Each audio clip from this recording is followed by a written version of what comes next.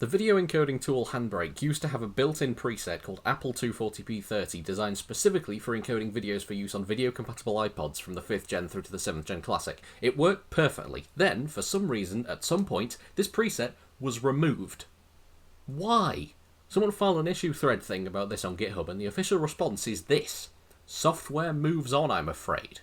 What are you talking about? Software moves on, I'm afraid. First of all, other free open source people, your whole jam is not giving up on old stuff to minimise obsolescence and e-waste while the, corporate software drops support for 5-minute old OSs and hardware left, right and centre. The current version of HandBrake literally still runs on macOS High Sierra, but more importantly, you can literally just download an old version that still has it, export the preset from that, and re-import the preset back into the new version. It works perfectly!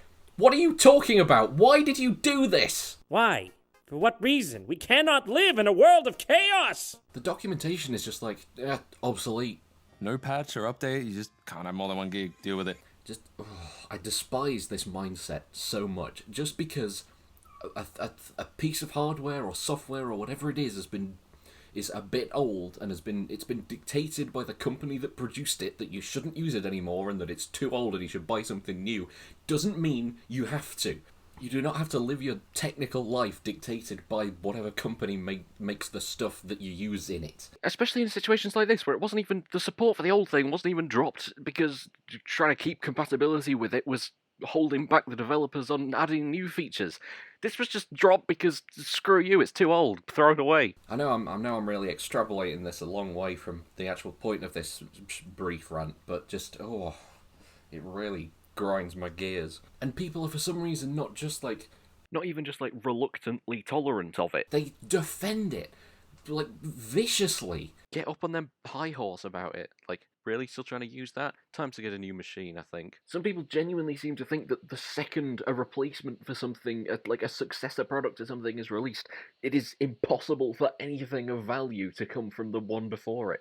That's a bit of an exaggeration, but that principle to an extent seems to genuinely be believed by some people. I'd make all these videos and do all of my stuff on a laptop from 10 years ago on an OSs from 2019 and 2009 and a phone from 2018, because they all just still work great and suit my needs perfectly.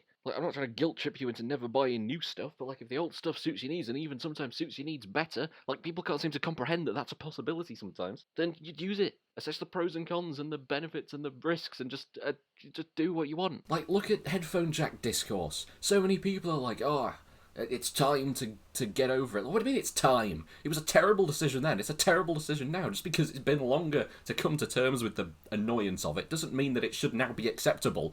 What does time have to do with this? With that, it's what's if they removed some part that you really liked and used on something? Would you then defend it that, no, the manufacturer decided to do it, so it must have been the right thing to do?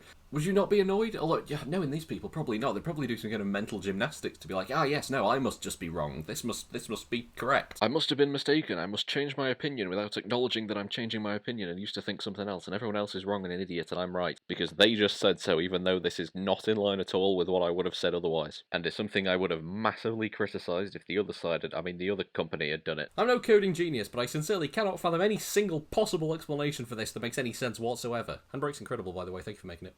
If you've been affected by any of the issues featured in this program, please see the description for a download link for the preset.